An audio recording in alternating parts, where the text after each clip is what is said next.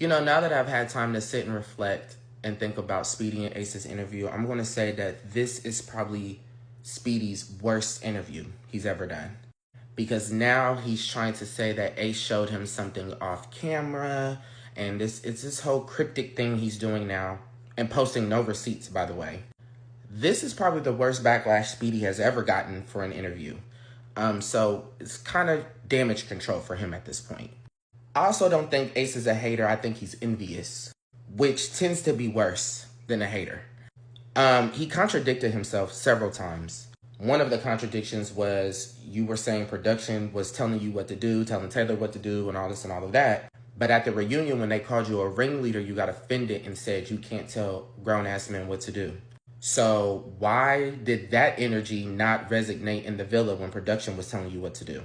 Because you preach about being your own person and how you really didn't need the money and all this and all of that. So if that was the case, then production can't tell you what to do then, right? Because you're a grown-ass man, right? Okay. And then the biggest contradiction of them all is you saying that Nick and Olandria's relationship is fake, and also saying that you and Shelly aren't together right now. Y'all aren't a couple. And you think that Taylor and Clark are a real relationship, even though Taylor be farting on her, mushing her in the face, playing around, doing all of this. So that's your idea of a relationship because you're 22. The reason why people like Olandria is because Taylor played in her face and she still remained a lady. Olandria came to the villa with an open heart, an open mind, and really wanted to get to know somebody.